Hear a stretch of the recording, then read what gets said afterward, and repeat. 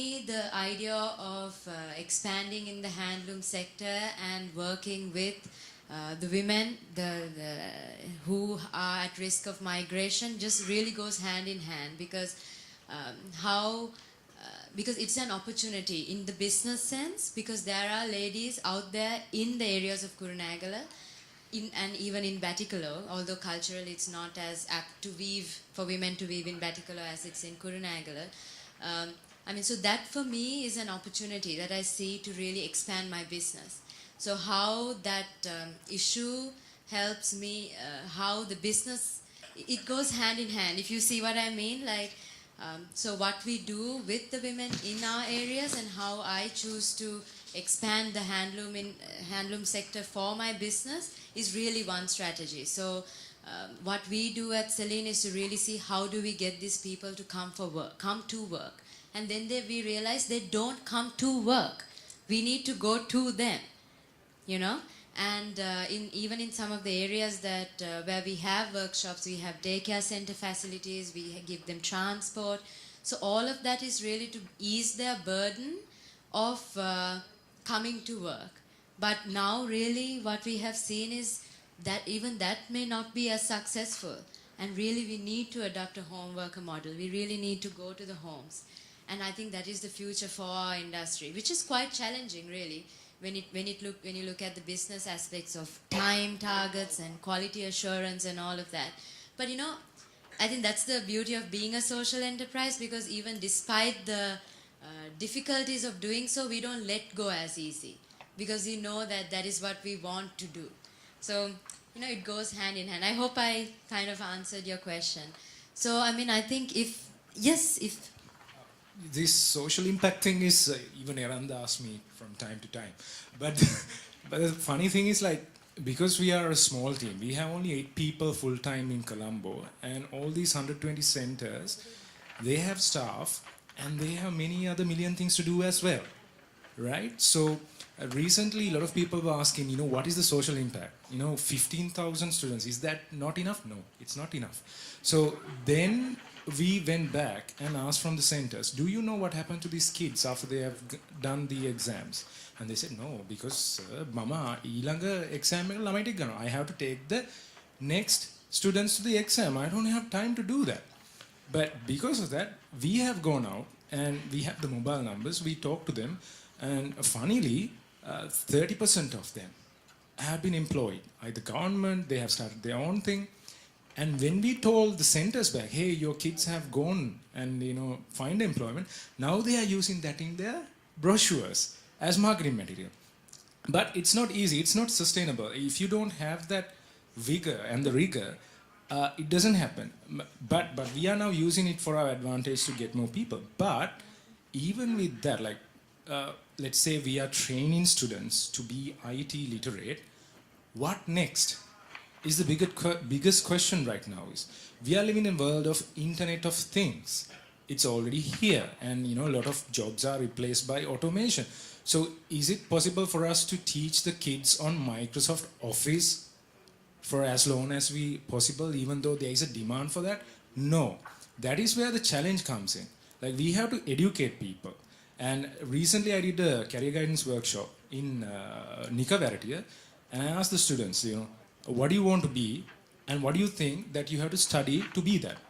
One said, I want to be an engineer. And I said, what is the stream you want to select? Commerce.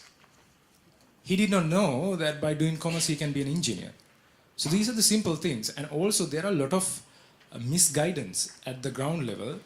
That is why we are looking at STEM, science, technology, engineering and mathematics, get people to get into this. They don't have to be techie wizards of that. But at least try to appreciate what it is, and then get resource person to connect to it. So it's kind of a tricky thing, social impact. We have to be sustainable as well. We have to run a financial. It has to make sense. So it's kind of we need more resources to that. 20 seconds. We'll show it tomorrow. I promise. Right? I promise I'll show it tomorrow. Isra, nobody said it's easy. Life of a social entrepreneur. Never easy. Okay. Selena, do you have any final remarks? Maybe I'd like to conclude by thanking the entire panel, and if we can get a show of hands, please, for the entire panel.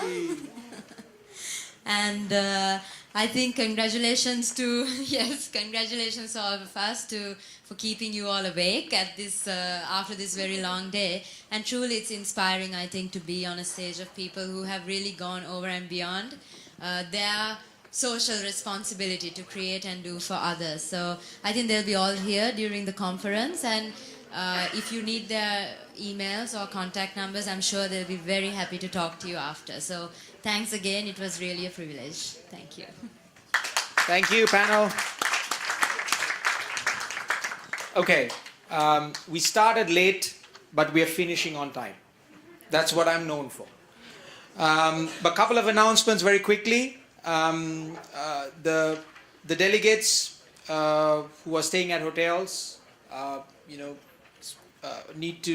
have a bus here at 6 o'clock, and there will be a bus to pick you up from your hotels at 7:15 tomorrow morning.